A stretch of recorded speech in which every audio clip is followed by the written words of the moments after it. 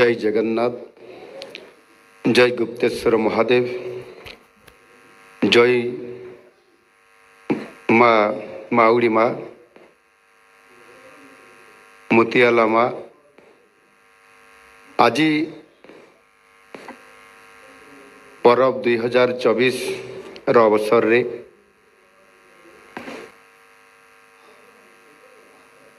साबर क्षेत्र कोरापुट जिलार ऐतिह्य परंपरा कला संस्कृति और जीवनधारा को विश्व दरबार रे पहुँचाउतवा यही महान उत्सव परब रे जग देइतवा समस्तन को तथा कोरापुट जिलार मोर अति प्रिय भाई और भौणी माननको मोर अनेक अनेक शुभेच्छा एवं अभिनंदन।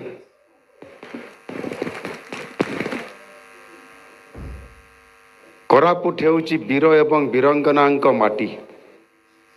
ये माटीर वीर शहीद लक्ष्मण नायक ये देश पाई जो बलिदान देइछंती ताहा जुग जुग धरी युव समाज को प्रेरणा दे चलिबो।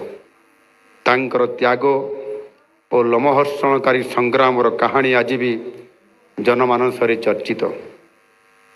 तेबे से माथिली गोलीकांड परे तांकु जेल दंड दिया जाइतला और ब्रह्मपुर जेल रे थिबा बळे 1943 मसीहारे तांको फांसी दिया जाइतला।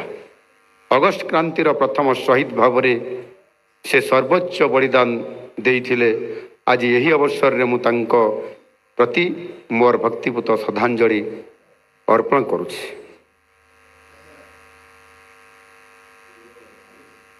कोरापुट अंचल कथित भाषा देशीय भाषा हेले मध्य विभिन्न जनजातिर लोके भिन्न भिन्न भाषा रे कथा हुअन्ति। समस्त जनजातिंकर भाषा संस्कृति नृत्य गीत क्रीड़ा लोकगीत और परंपरा भिन्न भिन्न हेले हैं परब द्वारा समस्त को एकता सूत्र रे बांधी रखिबार प्रयास करा जाइछि। यह जातीय स्तरीय आदिवासी महोत्सवर मान्यता पाइछि।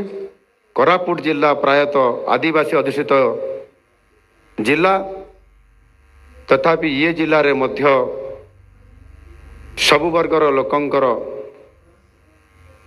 ये जिला को योगदान देवा सहित जिला को समृद्ध करिसंती। भारत परि ओडिशा मध्य विविधता भरा एक राज्य जेउठारे प्रति 50 किलोमीटर रे वेशभूषा भाषा चलणी रीतिनीति खाद्य बदली थाए। सेहीपरि कोरापुट जिला को आमे दक्षिण ओडिशार एक जिला कहिले मध्य यह अन्य जिला ठारू स्वतंत्र। यही परिचय को आपण माने मिलित भावे बजाई रखिछंती जार उदाहरण हेउछि एही महोत्सव परब। पहाड़ पर्वत नदी झरणा घेरा कोरापुट जिलार माटी प्रकृतिर गंता घर। ये माटीर प्रतिटी कणिका आम प्राचीन सभ्यतार साक्षर बहन करिथाय। प्रभु श्रीराम और माता सीतांकर पदचिन्ह पाई कोरापुटर दंडकारण्य आज कृतकृत्य। पांडव माने मध्य समानंकर अरण्यवास समय एठारे विचरण करिथिले। जगतर नाथ श्री जगन्नाथ साबर श्रीक्षेत्र रे विराजित होई तांकर अपार कृपाराशि आज प्रदान करि चलिछंती। एही पवित्र क्षेत्र रे आपण माने बसवास करुथिबारु आपण माने निश्चित भाव रे भाग्यवान। आज ओडिशा रे 62 प्रकार जनजाति सहित आउ 2 प्रकार जनजाति मिसी 64 प्रकार जनजाति आज ओडिशा रे बास करुछंती। समानंक मध्यरु एही कोरापुट जिल्ला रे ही केवल 53 प्रकार जनजाति ये जिल्ला रे बसवास करंती। कोरापुट जिलार प्राय अध जनसंख्या हेउछंती आदिवासी संप्रदायर।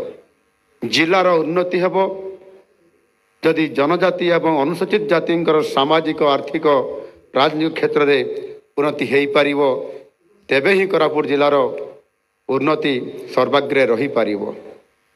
आउ सेथि पई विगत दिन मानकरे कौन हेइतला कौन न हेइतला से विषय रे मु आलोचना करिया पई चाहे नाही।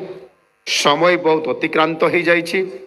आज ये कोरापुट महोत्सव रे जोग देवा पई कोरापुट जिलार तथा नवरंगपुर जिलार ବରେଣ୍ୟ ଅତିଥିବୃନ୍ଦ ସମସ୍ତେ ଆଜି ଏଠି ଯୋଗଦାନ ଦେଇଛନ୍ତି ଏବଂ ସମସ୍ତେ ଆଜି ଏ ଉତ୍ସବ ଯେହେତୁ ଏକ ଜାତୀୟ ଉତ୍ସବ ଅଛି ଆଉ ଏ ଉତ୍ସବରେ ଯୋଗ ଦେବା ଏକ ସୌଭାଗ୍ୟ ଆଉ ଏହାକୁ ଆଦର କରି ଆଜି ସମସ୍ତେ ଏଠି ଉପସ୍ଥିତ ରହିବା ନିଶ୍ଚିତ ଭାବରେ ଆମ ସମସ୍ତଙ୍କର ପାଇଁ ଇଏ ଗୋଟିଏ ଆନନ୍ଦର କଥା ଏବଂ ଖୁସିର କଥା।